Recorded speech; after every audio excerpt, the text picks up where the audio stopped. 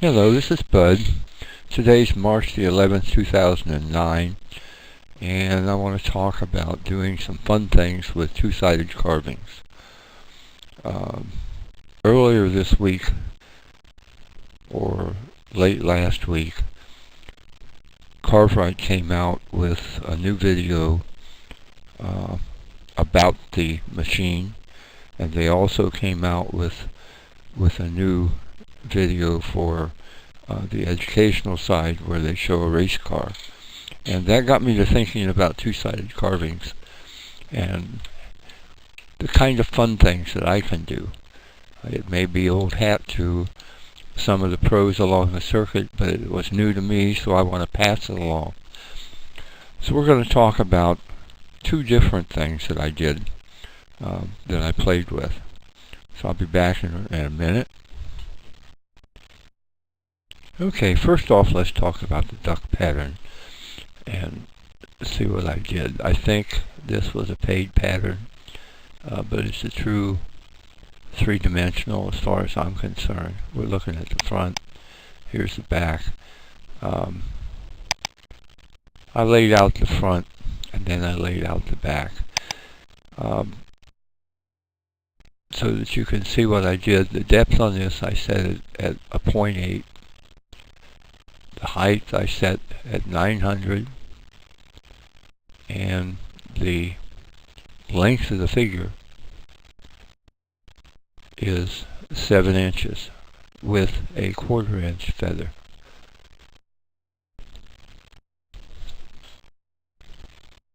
The interesting part is what I did here.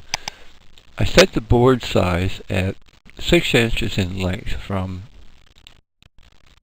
end to end, and the width is almost 8 inches, and the thickness of this material I measured at a 1.4, and it defaulted to a 1.398, which is close enough. I'm not going to try to force it. It went to the 1.4 for some reason, and that's just the way it is. So it is 6 inches across here and virtually 8 inches from top to bottom, as it is here. The cutting head, or the keyboard, is here for those people that still don't know how the pattern's going to cut. This is where the keyboard is, and the material is going to move from this side to this side as it cuts.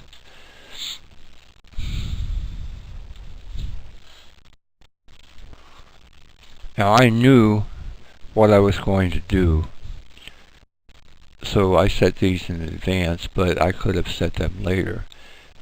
So just so that we don't confuse each other, we'll just talk about, I set the duck here, and I made the layout as centered both. So it's dead center on this 6 inch wide board that is 8 inches. Let's see, 6 inches in length, 8 inches in width as the machine and the program calls for it. Now I turned over on the rear. Let's look at the front again. You see where the head is. It's on the right of the pattern, facing the top. So all we're doing is taking the board and rolling it so that the head will be on the same side, but it will be here and hidden until I put in my new pattern. On the rear, I got the same pattern, and I sized it exactly the same. Depth of a 0.8, height of a 900, and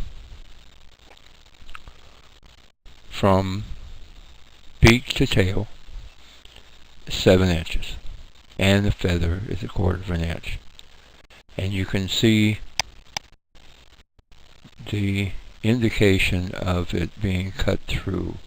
It actually is. 2 times 8 is 16, so that would be 1 inch and 6/100, or over a 1/2 inch. And my board thickness is a 1.400.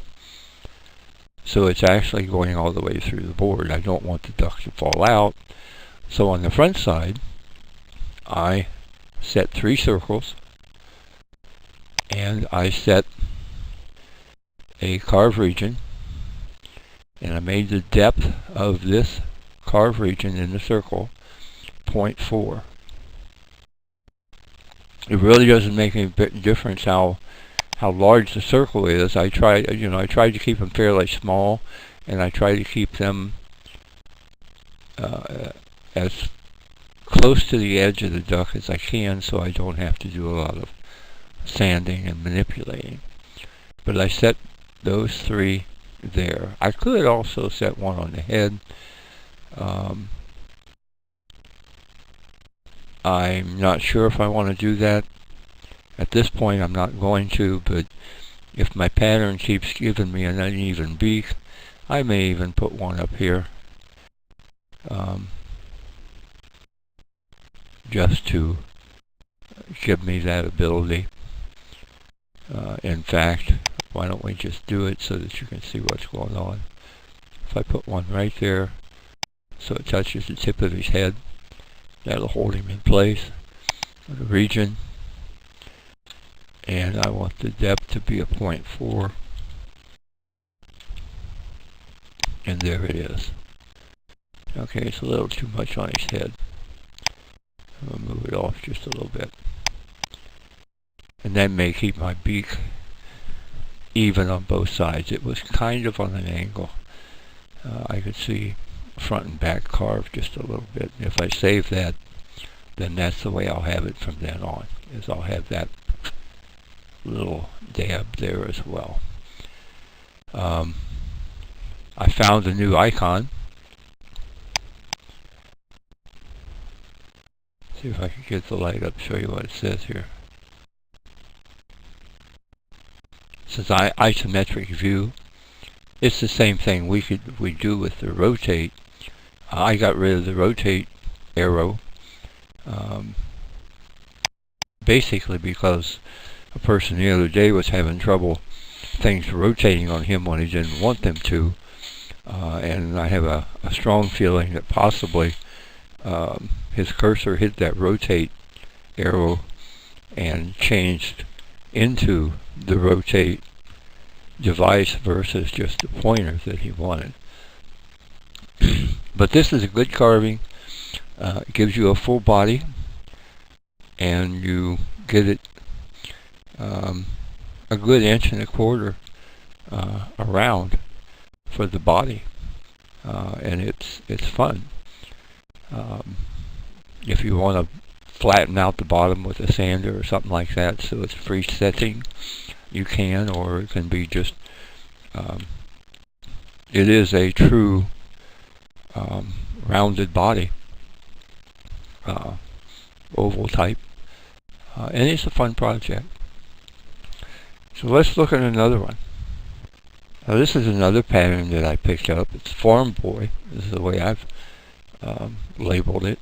I don't remember how it came, and it's the same type deal. In this case, my board is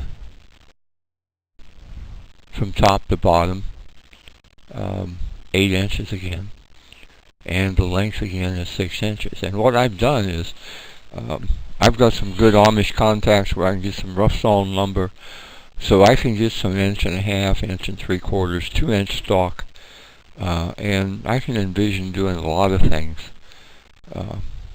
even with 3-inch stock. Now that I'm into the 2-sided carves like this, I can envision a 4-sided carve as well. But I'm not going to talk about that too much right now. But I think it can be done without too much trouble. But what I've done is, whatever thickness that stock is, I take my throwaways to start with and make my extra length pieces that I need to keep under the rollers. I'll cut 2 pieces 3.5 to 4 inches in length, and just tape them to a 6-inch block, and that way I make my own jig or sled out of the material without having to build something special just for this. As long as I keep planing my wood down to the same thickness, I can do this over and over, kind of like a mass production if I want. I could build a sled just for it, and who knows, maybe I will at some point, but right now I'm just doing that. So let's talk about this. 6 inches from left to right, 8 inches from top to bottom, and the thickness again was a 1.4. It's the same piece of stock. I've got the farm boy, and I've got the three circles that hold this boy in place. See, we talk about him. He's 7 inches high. He's a 0.8 in depth, and the height is a 900. Again, the circles, carve region, are a 0.4. And I know that 3 will be enough on this. And I just put them someplace where there's a crease or something like that in the pants. And that way when I cut them off, I don't have as much touch-up to do. Okay, we look at the rear, and this is the only thing. Since the pattern only gives us a front, it's not like the duck where if the animal or whatever is looking straight ahead, it's no big deal. But with a person or with something that's looking at an angle, then you have to have a different aspect for the back. In this case, I didn't have that aspect. I did not play with it, try to paint it or anything else. I just used the same figure, and again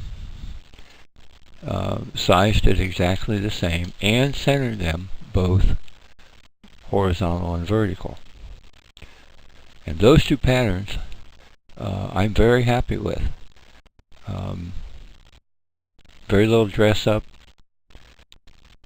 and it looks good. And that was my fun with two-sided carvings.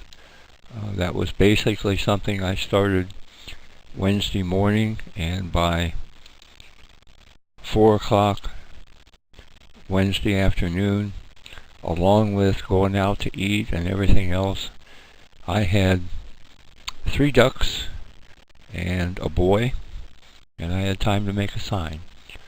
The ducks took about an hour. The boy took about, I don't know, an hour and 15 minutes, something like that. So they were fun projects, and I hope you enjoy what I've shown you.